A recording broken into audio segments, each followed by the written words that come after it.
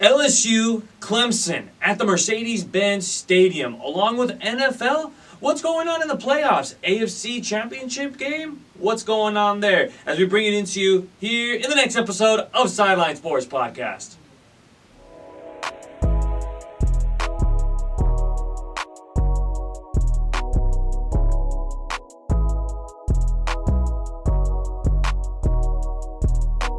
Welcome to Sideline Sports Podcast. I am the host, Alex Naveja, and if you're not on the sideline, it's not Sideline Sports Podcast.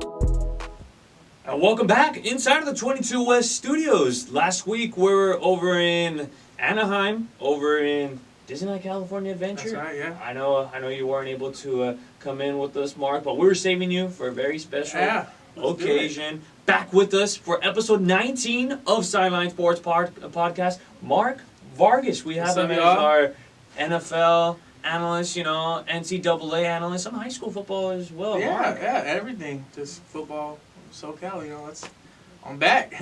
I think just football in general, anything football. Yeah, I mean, it's been an awesome past couple months to be a football fan. I know we talked preseason and what kind of what's going to go on for the actual season and postseason, but it's been a season, college, high school, and football. It's been a season to remember, There's a lot that we have to talk about here in football, but of course, the new football league that's coming up, the XFL. Also, we're going to have to bring that into Sideline Sports Podcast, folks. We got to bring that one in. I think that's going to be, it's not the first go-around, it's the second go-around, so you give a man like Vince McMahon a second chance to, do right.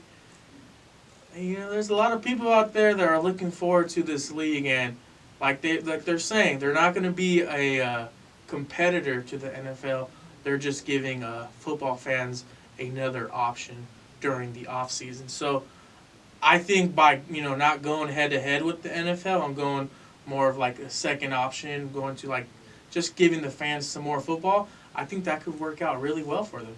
And speaking of extra football, we're bringing you guys some good breakdowns of some football topics. Again, I'm Alex Naveja, host of Sideline Sports Podcast. And again, if you're not on the sideline, it's not Sideline Sports Podcast. And of course, like every episode, this episode of Sideline Sports Podcast was brought to you by Lean Mean Meals, where you guys can get your breakfast, your lunch, and your dinner. Make sure to get all of that going on. Mitch Dominguez will help you guys out with that. They also have you with your detox juices, along with your cold brew coffee. Make sure to use my promo code Sideline10.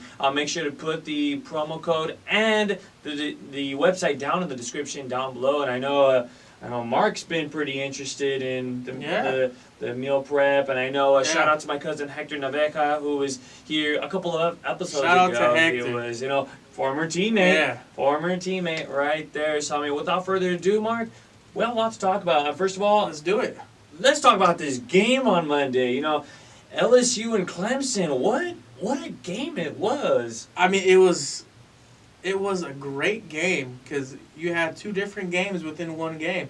The first half, really, actually, from quarter to quarter, it was such a different ball game.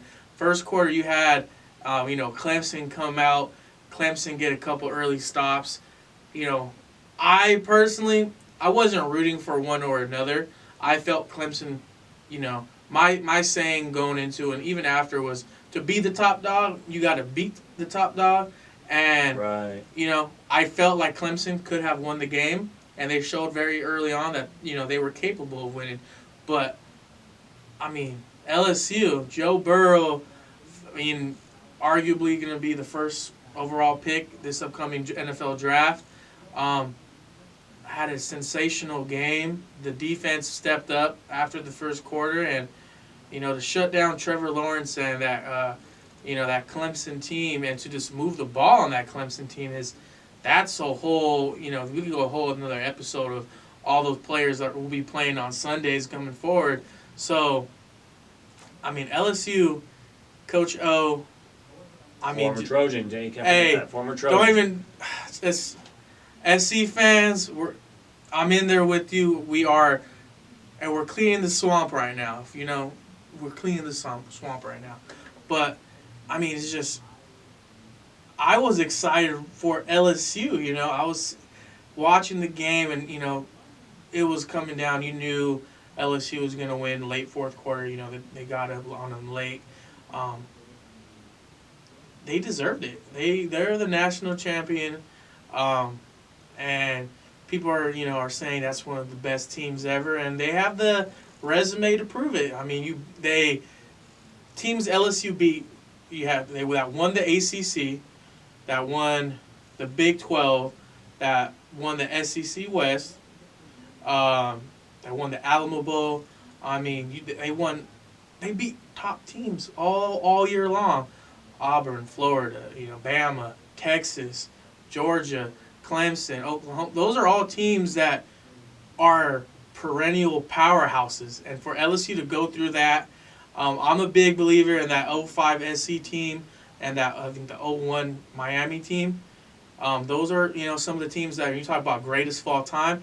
I 100% will throw this LSU team in that category because you're gonna hear a lot of those names that you heard Monday night on Sundays. They're not just gonna be any scrubs that are playing. They're gonna be playmakers, starters, eventual Hall of Famers. So we'll see. We'll see coming forward with if LSU can build on this. I know Clemson's not done. They're gonna be like, and people who are throwing in Alabama's done. I'm warned. What's the date today? Is it what, January 15th or 16th? January 15th. Alabama is going nowhere. Alabama will be back, and if they're playing the national championship game next year, it is no surprise. Nick Saban, he was doing a little pregame talk on Monday. You can see in his eyes that he didn't want to be there. So don't jump on that Alabama's done bandwagon because they will be back. I mean, SC fans will see them week 1. So, man, this football just gotta love it. You just gotta love it, man. I mean, what else you gotta love is, Clemson, we were talking about it, that first quarter, I really have to give that one to Clemson. I mean, to give back-to-back stops against LSU. They had them against the corner. They showed that they could stop them. That was the one thing that, watching the game, I was like, okay, the question was, could Clemson slow down LSU? And early on, they were able to do that. Early on. And it's just big play, big plays from LSU. Those, I think that was the killer. I mean, it would be 3rd and 8, 3rd and 9, and then you get like a 40-yard pass from Burrow to one of the receivers. So it's nothing when you, as a defense playing football on a defense, you get 2 great stops. I mean, when you're playing a team that could score on any play, a 1-yard gain or a 2-yard gain, that's a victory. That's a victory per play. It's just so hard. I mean, we all saw 3rd down and long, 50, 40-yard pass for a touchdown, or one play, Clemson goes on a 12-play drive, scores, gets some points. 3 plays later, LSU scores a touchdown. It's hard to win those games, and as a defense to step up on the field, series after series, it's hard to get those stops. And then we all saw that later on in the game, and they won for a reason. I mean, that's the bottom line. And you know what? LSU, that they were prepared for anything because back in the first quarter, do you remember the first play of the game when Clemson had the possession? Right away, they come up with a trick play, and LSU just gets a stop right away, right there. It's like, wow, LSU's ready for this game. I mean, that's a testament to the coaching staff, and when you have players that really buy in, there's buying in, and then there's like buying in, and that's one thing I would say that this LSU team.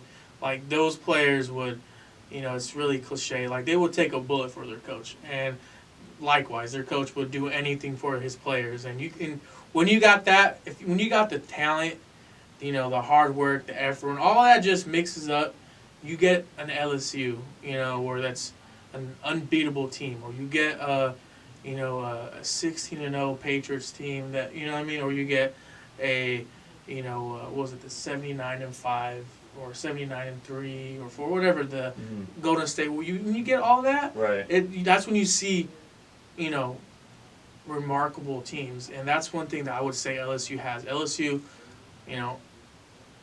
if you're a young coach or if you're a young player, you see how that that team worked together. Like that's what you should want to. That's what you should try to do. Don't be afraid to buy in, because there's a lot of players that are afraid to get too close to a teammate, or they don't want to trust the coach. But when you have that, 9 times out of 10, something great's gonna happen. Mm-hmm. Then LSU, that coaching staff is just remarkable. Like you were talking about, like their I believe it was their offensive coordinator Brady. Is that who it is? Like he's already looking for an NFL job. I think he just got picked up by the Carolina Panthers today. There we go. He just got it. Look at that. You win a championship game, and look at how that opens up doors for them. Yeah. And because of look at what he did for LSU in that game. I mean, that it was. In that second quarter, that was just when LSU said, "All right, let's turn it on. Let's kick this into second gear. Let's get this game going." And that's really what it was. I mean, you could see the LSU kicked it into second gear, and Clemson, they had some mechanical problems. They weren't able to switch that into that next gear, and that's basically what I would say. LSU kicked that second gear, or they got their second win, and it was. Everything looked LSU, how fast they were going, how hard they were hitting, everything. A football game, everything turned in favor of LSU, and that's that's what happens. All those players, they won. Players that are now going to be going into the draft from LSU, their last college game was at the highest you can get. You know what I mean? To go undefeated. Like, there's no question, no doubt, and that was the best team in college football this year. So, coaches, players, of course, they're getting put on a pedestal where they could take a next step. And for a coach who just won a national championship, now he gets to coach in the NFL, which is probably a big dream of his. That's awesome. That's the benefits of doing all the right things when it comes to sports, and that's a great thing to see, And just very quickly, Mark, we're talking about college football, but going into recording today, we were talking about the headline that USC's offensive line Jackson. Now he's going to be going to the draft. He's going to be trying to go for the NFL draft instead of trying to pursue into his senior year. Yeah, it's one of those things. There's a lot of turmoil going on at SC right now, but when you got a kid that's maybe 21, 22, it's hard to turn down millions of dollars. I mean, that's a dream that I don't want to say it's a dream for everybody, but playing football, like, when you're younger, like, you watching the Super Bowl, you want to be in the NFL, you want to, playing at SC, that's a big thing just off of that, that's remarkable from there. But if you have the possibility to go on to go play on Sundays, it's really hard to come back for a senior year, especially when you got a lot of turmoil going on. But Jackson's going to be somebody that's going to be on a roster next year, and maybe won't be a first round pick or even a second round pick, but he'll be a third rounder or even a late second rounder. But he'll be on somebody's roster next year, and he'll be making it's a life changing moment for those kids that get picked up. When it comes to offensive weapons at USC, we have one of the best receiving corps in the country. We're returning the top 3 leading rushers. I think top 4 leading rushers from last year. 2 of them were freshmen that I think are getting. One of them is going to get a redshirt freshman year, so he's gaining that year back. So when it comes to weapons, we're going to be up there with LSU, Bama, Georgia. All the top schools, and we're returning Keaton Slovis. So when it comes to offensive skill players, I'm not so worried about that. I see when everybody's like, well, they didn't get a good recruiting class. What they did was, for me, was just remarkable. They went after offense and defensive alignment. And you got to ask, well, why are they going after O-line and D-lineman?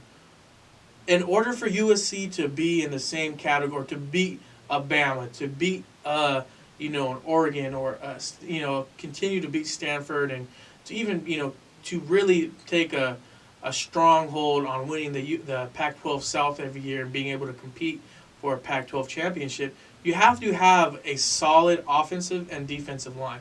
And if you look at some of the the kids they got, you're talking about 6'7", 340, 6'8", 280. Those kids you don't build that. You get those kids and you recruit them, and I think they're looking more down the road. We're gonna have, a lot of kids are gonna step up young on the offensive line this year, but in our type of offense that we run, it's 1-2 seconds, ball's already gone. So they're doing the right thing when it comes to that one. So you're going back to your question on replacing a Jackson. They're doing the right steps right now. They're recruiting. You have to recruit linemen. If you look at Alabama, look at Georgia, look at LSU, even Clemson, what stands out is they're able to run the ball when they want, and they're able to protect the quarterback. Without those two things, you're not going to win. You're not going to, you might be a 8 or 9 team or 8 or 9 win season, but you're not going to get the big to beat a Notre Dame. To go into Notre Dame, we're going to need a great defensive line and a great offensive line. And the past few years, we haven't been able to beat them.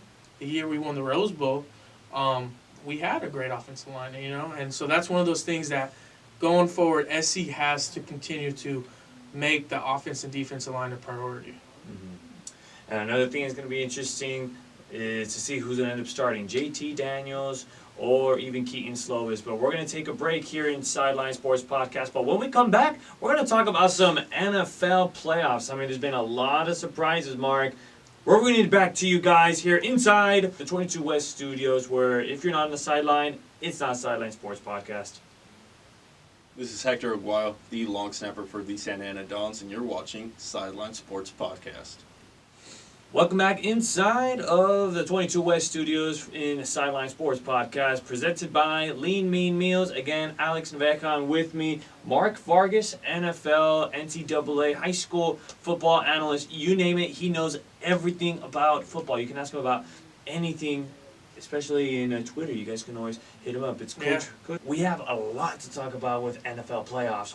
Wow, has it been amazing. We have teams like the Saints, the Ravens, the Chiefs are still in there, the Patriots knocked out, and then all we have left now, 49ers and Packers for the championship game, and Chiefs and the Titans?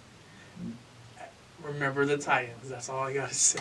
You definitely have to remember the Titans. Remember they beat the Patriots in the wild card game, and then in the regular series they defeated the Ravens, which is a real big time shocker to the whole entire nation. Yeah. Everyone thinking Lamar Jackson, he's gonna go to the championship game. He's gonna play against potentially the Patriots, but both of those teams already eliminated in the AFC. Already they're on the couch with everybody else, and I'm not to disrespect any NFL team, but the way the Titans are just dominating the games, it's pretty nice to see. It's pretty nice to see that a team not, if you ask last, preseason or even 10 weeks ago, you're like, oh, would you see the Titans in the AFC Championship game?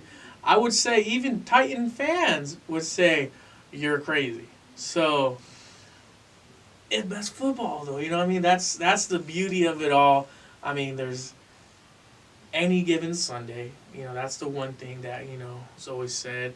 You can go defense wins championships or whatever you want to say, but Derrick Henry, man, he is to put an entire, franchise on your back and to run through the Patriots, which is, you understand, just saying that the Titans beat the Patriots, there is no, there's no words that can, to beat the Patriots in the playoffs is hard to do, but to beat the Patriots in New England, that's even more difficult. You can name the teams, on your hands that that did that's ever done that. So that's just, and then you go into Baltimore, which Baltimore, this season show that they just were a different level from anybody else, and just to go in there and to really make Baltimore look silly, that was very eye-opening because I didn't think that was going to happen, I had after the Patriots game, I was like, you know what? if any team could make a run, like a Cinderella team or whatever, it would be the Titans. The way that they're built, like I said earlier, with the offensive line type thing. They rebuilt their offensive line. They have top, some of the top players on the O-line. You get a great running back. I mean, that's a workhorse. You're talking about 20-plus carries a game, almost 30 carries a game. They're going to kill clock. And in a game where if you could limit Lamar Jackson, right, that's what you got to do to beat him. When he's on the field, he's going to kill you. But if you could take away 10 minutes of him having the ball, that's going to be, you're going to win that game. And that's what they did. Every time they had the ball, they would kill, 4 or 5 minutes. And they would get a touchdown or they get a field goal. And then you're forcing Lamar Jackson to throw the ball. And not that he's a bad passer or he's not he's just, if you're going to beat Lamar Jackson, you have to have him throw the ball 20-plus, 25-plus times a game. Because if they're running the ball and they're doing the same thing that you're doing to them, it's going to be hard to beat them. So they're forcing Lamar Jackson to throw 25, 30 passes a game. As we saw, he had mistakes. And when a team that's able to capitalize on mistakes like the Titans did, that's what you're going to have. You're going to have an upset. And to go into this upcoming week against the Chiefs very well, like the Ravens, a young quarterback that's going to throw the ball 30-plus times a game, and they have numerous weapons. The way you beat them is by taking them off the field. And the way that the Titans are built, they are going to run the ball. They're going to tell you they're going to run the ball. You know that they're going to run the ball, and they're still going to gain yards. So I don't see the Titans losing. I don't see them. The only team I feel like that could beat the Titans are the Niners, because they're just built like that. The Niners are built to beat the run game. To beat the run game. I don't think the Chiefs showed that. They gave up 24 points off the bat to the Texans. So if the Titans could go and have a 7-minute drive in the second quarter, and they get a touchdown, right? If they get one stop, you might not get the ball back. You might not, it's just one of those things that it's really, as an offensive lineman, it's beautiful to see that they're just playing, smash mouth football, and they're going to go into Kansas City, and you're going to have, all the people saying, well, Kansas City's going to win. They got Patrick Mahomes. My friends, Derrick Henry is going to rush for over 200 yards. Wow. And he's going to do it again. He's going to, it's... No doubt. It's... And if they don't, right? If you tell me they put 8 or 9 men in the box, okay, you're going to go single wide, or you're going to have 2 wide receivers, and you're going to go man to man. Like, you're going to give up, it's in playoff football. You're not going to do that. You're not going to, this is not high school football. You don't just run man across everywhere else. You're not going to if you put an 8-man box, you're asking for them to kill you in the pass. And if they do that, they're going to get points. And so that's why you always build a good offensive line. You build a good offensive line, you can start, you dictate the game. But yeah, I see Derrick Henry rushing for over 200 yards. It's still gonna be a close game. I'm gonna go with Titans 31, Chiefs maybe 20, 24, 25. It's gonna be game. It's gonna be a close game. I just think that fourth quarter, we've seen fun. It's gonna be fun, but we've seen the last 4 weeks the Titans have the ball in the fourth quarter for 8+ minutes. That's hard to beat anybody. You know what I mean? If they have the ball for 8 minutes in the fourth quarter, if you're down or if you're in a tie ball game, it's hard to go put a drive together right after. So, but yeah, I got Titans winning. I got Derrick Henry over 200 yards, and we'll see what goes on in the NFC. What do you got in the AFC? Hey, you know what? If any of you checked me out on Twitter right after that Ravens game, I already said right away, Titans are going to go to the World Series. Look at me, I'm already talking World Series, man. Hey, it's all good. It's because of all the scandal going on with the World Series. But I'm still thinking about the World Series, but... hey, he's a Dodger fan. If you're any other fan, if you can, go on Still Twitter, thinking about it. give them your condolences and say, hey, we're sorry that you guys didn't win. Got cheated the last two It's hard, World man. Series. But I said the Titans were going to go to the Super Bowl just because you just defeated two of the most powerful AFC teams. But the job is not done yet. You got to take out the Chiefs. But you know what? I have to give it to you, Mark, because the Titans really burnt the clock against Brady. Do you remember there were 2 delayed games when they were going to punt? And that's the thing where Vrabel played for the Patriots. He was what they're doing. Captain. He knows it already. He won three or four Super Bowls with Brady, with Belichick, so he knows what's going on. And I mean, very similar to Coach O and LSU, this guy has his players completely bought. I don't know if you saw post game after they beat the Ravens. Everybody gives everybody a hug, and it's not one of those in the locker room where you're high fiving. Like, it's before you get in the locker room, everybody's hugging each other, and let's go get it next week. Like, that's they're bought in. And you got somebody like Vrabel who's a young, energetic coach, and he's, he knows what he's doing. Like, he's smart. You see coaches that have been coaching 8+ years and they're not doing the same things, you know what I mean? So expect, a little bit of trickery, expect a little bit of the bending of the rules, not cheating, but loopholes here and there. Expect that. And that's what it's going to take to win a Super Bowl. Like, that's the biggest thing is it's not easy to win a Super Bowl. You look at all these teams over the years, the reason why Brady and Belichick people hate them so much is because they win. And you can say, well, they cheated. No. For them to be put in that situation to win multiple Super Bowls and to go to multiple Super Bowls, that's pure greatness, because you don't see that in any sport. You might have seen that back in the day with the old school Lakers and Celtics, but you don't see that. It's really hard to win a professional championship. And then going back to the whole Dodger thing, that's why it sucks so much, because to make it and not win, look at the Steelers this past decade. They had Antonio Brown, Le'Veon Bell, Ben Roethlisberger. They didn't go to one Super Bowl. You know what I mean? You look at the Ravens, they won one Super Bowl, but they've had Lamar Jackson. They've had, they broke the all-time rushing record for a season as a franchise, and they one game and done. You know what I mean? So and you got the Packers and Aaron Rodgers.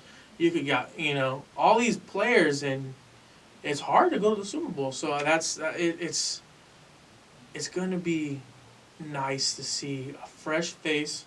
This is Chiefs or Titans. That's a fresh face. But I would just love it's just the story of it all. The Tennessee Titans. Nobody thought they would even be in the playoffs or even be close to making the playoffs. Even make it this far. Yes, it's beautiful. It's a really awesome thing to see. And nothing against Chiefs, because the Chiefs have a great team, and Patrick Mahomes is with Lamar Jackson. Those are the faces of the NFL for the next 10+ years. But I think the Titans are just they got their ears pinned back, and they're on a one-way ticket to the Super Bowl. It's going to be hard to slow them down. But let's talk a little bit of NFC. What you got there? You got Niners, or you got little Green Bay Cheeseheads? You know what? I'm full send right now, Green Bay. And I'm doing that because Aaron Rodgers is one of the most clutchest quarterbacks. I'm not sleeping on him until it says final. Yeah. Aaron Rodgers makes things happen, whether it's getting out of the pocket, whether turning to the running game, passing game. Passing game's always so strong. It's going to be a different game from the Titans and Chiefs game. You have Aaron Rodgers, might as well call him Captain, Captain Clutch. I like that. Yeah, he's going to keep him in the game. And you got the Niners, who arguably have one of the best defenses in the game. And it's going to come down to, Shanahan, the head coach, what he's going to try to do with Garoppolo. And they can score points. They're not going to not score points. But it's going to come down to, can the 49ers defense force Aaron Rodgers to make a mistake? and it's hard to do. Early on in the season, the Niners killed Green Bay. Any other quarterback, or any other quarterback, I'm like, oh, it's a wrap. But it's Aaron Rodgers. It's not a wrap. It's not going to be a walk through the park. But I just, from what I've been seeing with the Niners, they are playing on a different level right now. They, quite frankly, the Niners. I'm a Steelers fan, and it hurts me to say that Niners are going to go to the Super Bowl, but the Niners are going to go to the Super Bowl. It's going to be. I'm gonna say it. The Niners, maybe not interceptions, but they're gonna get a couple of turnovers. They're playing the way they play. They run 110%. Sideline to sideline. They're gonna force a couple fumbles. They're gonna get the ball back. I wouldn't be surprised if there's a couple fumbles on a punt return or a kick, a kickoff return. There's going to be a couple mistakes that it's not going to be Aaron Rodgers' fault. He's going to throw a ball and you're going to have a linebacker punch the ball out, or you're going to have something like that. It's going to be that's just you don't know when it's going to happen. But there's going to be some mistakes, you know what I mean? And I'm going to have the Niners winning by 10 points. I don't know if it's going to be a low-scoring game or a high-scoring game, but they're going to win by 10. They're going to win comfortably. I just feel like it's going to be, because it could be one of those things where they have a couple turnovers on early on, and the Niners jump on them, and then the Packers, make it up. But I just feel like the way the Niners defense is playing, they're going to force some turnovers, and one or two turnovers in a game like this, that's all you really need. So it's I got the Niners winning. I got the Niners and Titans in a very odd Super Bowl. It's very odd. It just sounds a little odd, right? When you say it right there. The San Francisco 49ers versus the Tennessee Titans. Is it in Orlando, right? Is it? I believe it's in Orlando. Yeah, it's weird, but yeah, but I think that will be the best game going forward, because we're gonna see the Tennessee Titans and we're gonna see the Niners, and it's gonna be too hard. You got two big powerhouses that are just gonna bump heads. You know what I mean? And hopefully we get a good game. But who do you have in the Super Bowl? Who's coming out on top on that Super Bowl? I'm going with Tennessee Titans. I'm bought in. I see what they got going on. I see what they're trying to do, what they have done, and it could very easily go to the Niners. Niners to come out and stop the run game, but I don't think they will. I think the Derrick Henry led Titans, but I do think that Tannehill will make some plays in the Super Bowl. Mm-hmm. I think very kind of similar to what the Eagles did to beat the Patriots. I think you'll see some of that in the Super Bowl, where you might get a flea flicker, or you might get a running back pass. We saw that last week, So there's going to be something's going to happen. That's going to be, whether it's a kickoff return, some extraness is going to happen in the Super Bowl. But yeah, I got the Titans winning it all, but either way, whoever wins either game, whatever matchup you get, it's gonna be a fun Super Bowl. Like I said, we got some fresh faces. Aaron Rodgers is really the only person that's been there, so yeah, I'm excited for it. I know I got a lot of Packer and 49er fans, but I don't really got a lot of Chiefs or Titan fans, so I know. So I know a lot of people will be invested a little bit more in the NFC game, but it'll be fun. It'll be fun to see. It'll be a good time. Hopefully you guys can all get out, spend some time with some friends and family, watch the game. eat some wings, pizza, whatever you usually do. But yeah, it's going to be a fun next couple of weeks. So very quickly, my predictions are going to be for the NFC side. I really think Green Bay is going to take it this weekend against the 49ers. It's going to be a really close game. But over in the AFC side, I still think the Titans are going to go. So it's going to be Titans and the Packers and Who you got? The Super Bowl. Okay, I'm going to do a drum roll. Go. The Titans. I have the Titans. Okay. I'm hopping on that right now. You know what? It takes a really good team just to be able to beat the teams that they've beaten so far. And it's a nice Cinderella story. So I mean, it's gonna be nice to see if hopefully the Titans can lose their glass slipper somewhere. But that's all the time we have left here inside 22 West Studios here in Sideline Sports Podcast. Again, this episode of Sideline Sports Podcast was brought to you by Lean Mean Meals. Make sure to get your meal prep done with Ms. Dominguez. They have you with your breakfast, your lunch, and even on your dinner. They even have detox juices along with cold brew coffee. And remember, Super Bowl's just around the corner. I'm sure Mish will have something for you guys. So make sure to use my promo code Sideline10 to save yourself 10% off.